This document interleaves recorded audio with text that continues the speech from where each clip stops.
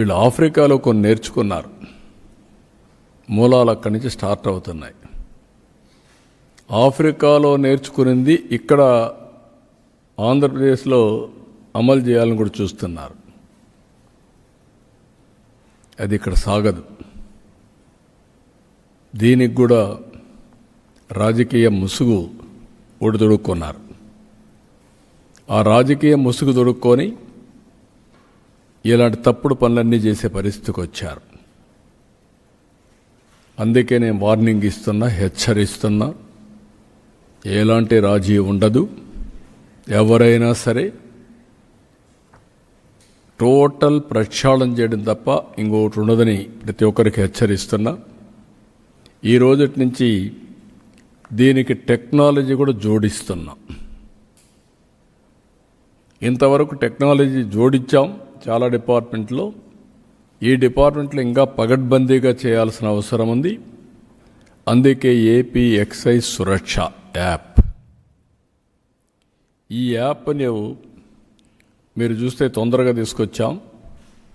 దీంట్లో వినియోగదారుడు, విక్రయదారుడు అంటే షాప్ ఎవరైతే అమ్ముతారో అతను, అదే మాదిరిగా కన్జ్యూమర్ ఎవరైతే కొంటారో అతను, వాళ్ళిద్దరూ కూడా ఈ క్వాలిటీ చెక్ చేసే అవకాశం ఉంటుంది.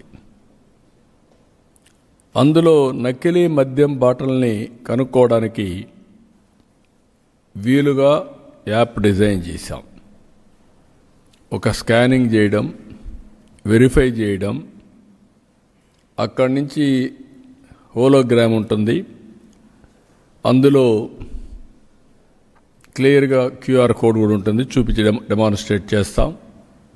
అది స్కానింగ్ చేస్తే అక్కడి నుంచి నేరుగా batch number, brand name, ML size, MRP, ఎక్కడ తయారైంది, ఎప్పుడు తయారైంది, manufacture details, depot location, vendor location అన్నీ వచ్చేస్తాయి.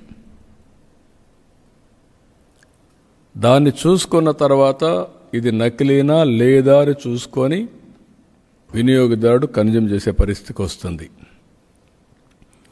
అదే సమయంలో నకిలీదారుడు కూడా ఎవరైనా వీళ్ళు వినియోగించే వాళ్ళు కూడా గుర్తుపెట్టుకోవాల్సింది, ఈ యాప్ని ఒకసారి స్కాన్ చేసిన తర్వాత అందులో వచ్చే డీటెయిల్స్ చూసుకున్నాక ఆ బాటిల్ పైన ఉండే డీటెయిల్స్ ఒకసారి చెక్ చేసుకుంటే సరిపోతుంది. ప్రికాషన్ కింద బాటిల్ పైన డీటెయిల్స్ ఉంటాయి, యాప్లో క్లౌడ్లో డేటా ఉంటుంది, ఆ డేటా దీనికి ఇంటిగ్రేట్ అవుతుంది. ఒక బాటిల్ ఒకేసారి వస్తుంది మ్యానుఫ్యాక్చరింగ్. ఆ మ్యానుఫ్యాక్చరింగ్ అయిన తర్వాత నేరుగా వినియోగదారుడు చెక్ చేసుకుంటే చాలా క్లియర్గా ఉంటుంది. తెలుగు, ఇంగ్లీష్ 2 భాషల్లో వివరాలు ఉంటాయి. ఇక్కడ ఇద్దరికీ పెట్టాం. మద్యం బాటిల్లో రిటైల్ షాప్ కూడా ఒకసారి స్కాన్ చేసి అమ్మాల. అంటే ఒకసారి షాప్ అతను అమ్మితే నువ్వు అమ్మేసావని లెక్క. అదే సమయంలో వినియోగదారుడు ఒకసారి తీసుకున్న తర్వాత టెస్ట్ చేసుకోవాలంటే టెస్ట్ చేసుకోవచ్చు. టెస్ట్ చేసుకున్న తర్వాత ఈ డీటెయిల్స్ అన్నీ వస్తాయి. అప్పుడు సేఫ్గా తాగే పరిస్థితి వస్తుంది.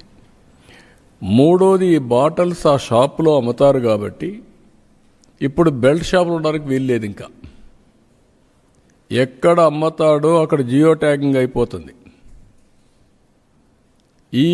ఈ షాపులో ఉండే మద్యం ఇంకెక్కడన్నా అమ్మితే ఆ జియో ట్యాగింగ్ వస్తుంది.